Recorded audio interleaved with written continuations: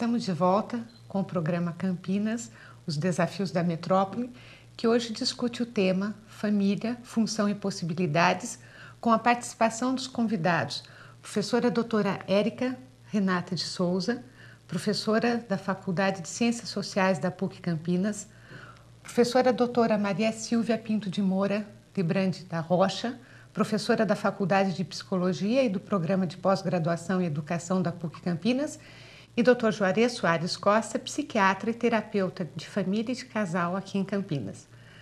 Nós terminávamos o bloco anterior com a pergunta: o que acontece quando a família não é capaz de cuidar?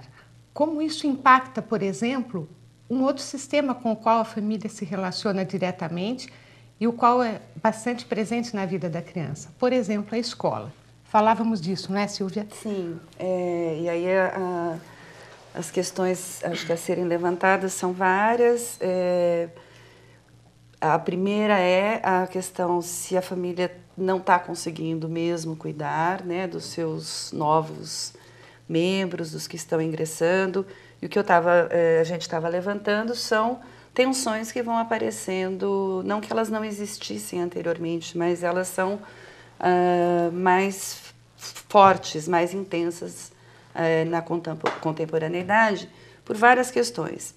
Uma das questões que me parece que é um elemento que aumenta a temperatura das relações entre família e escola é uma tendência da escola funcionar prioritariamente de acordo com aquela referência do que é a família idealizada, de que a gente falava no primeiro bloco. Quer dizer, há um certo consenso de que família boa é a família que provê destas formas, que passa essa quantidade de tempo com a sua prole, com os seus membros, segundo determinadas modalidades de atividade, e isso se transformou muito.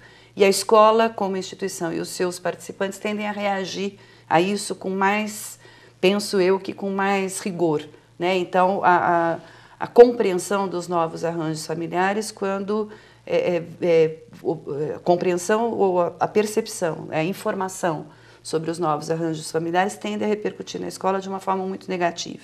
É muito comum que crianças que tenham dificuldades nas mais diversas áreas, que podem ser dificuldades, inclusive geradas e intensificadas dentro do contexto educacional, quando se identifica que são crianças de famílias, de arranjos diferentes do tradicional, a responsabilização da origem é do arranjo. Não há culpabilização do sistema de ensino, da didática. Uma atribuição unidirecional forte, né, intensa, e isso, é claro, precisa ser discutido.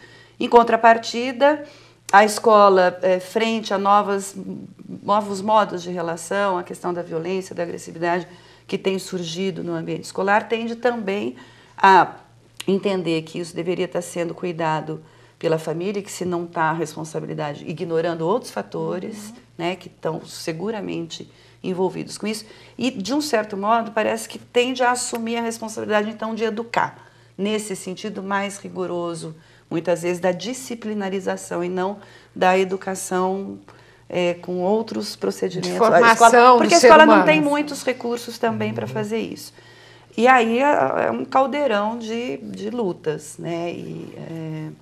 Sendo que as famílias... É interessante, há um jogo, assim, a escola sempre contou com o apoio da família para as questões da aprendizagem, ela sempre contou que a família fosse acompanhar a execução da tarefa de casa, estimulação de 1001 atividades culturais similares às atividades que a escola contava com isso sem assumir que contava, né? Mas contava com a família ideal, né? Isso, e como a família rompe já aquela lá não adianta e no nem mundo ideal, né? Mais do que uma ajudar. família ideal, era um mundo ideal, né? Em que o pai e a mãe não tivessem sobrecarregados e pressionados com uma chamar série de família margarina, né? Que é aquela que existe só lá. A família O Happy Days. Doriana, A família Doriana. E então essas questões vão, e a criança, o adolescente, a gente tem colocado, focalizado no termo criança, mas os adolescentes também estão submetidos a essa arena de lutas, né,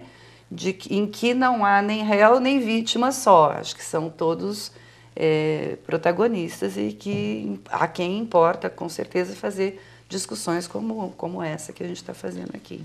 Eu penso que há uma questão aí muito importante, que é assim, nós costumamos, eu acho que em várias áreas, na psiquiatria, na psicologia, na educação, em muitas áreas, eu acho que existe um vício de nós procurarmos a causa de um problema numa determinada estrutura. Então, se nós nos acostumamos a ver uma família ideal, né, uma família quase que pudesse ser chamada de normal, se é que isso existe, né, como uma família que tem um modelo estabelecido. Então, se a família tem um modelo diferente daquele estabelecido, então não é pai, mãe e filhos. Então, por exemplo, uma mãe separada, ou uma mãe solteira, ou qualquer outro arranjo familiar, então a gente acha que o problema está na estrutura, né? E a mesma coisa na escola e por aí afora. E nós temos, quais são os problemas que afligem as famílias, por exemplo, que procuram ajuda, que procuram um consultório de um terapeuta de família, de um psicólogo, que procuram orientação no centro de saúde ou em qualquer serviço de atendimento? Eles vêm preocupados com seus filhos que estão com problemas de aprendizagem, com problemas de comportamento, problemas de uso de drogas, problemas de violência, problemas relativos à sexualidade. E esses problemas são muito complexos. Se a gente pegar, por exemplo, a questão do uso de drogas, é muito simplista querer encontrar uma causa do uso de drogas apenas na família. Não que não tenha relação com a família também, claro que tem. Mas não é uma relação direta de causa e efeito. E isso acaba acontecendo o quê?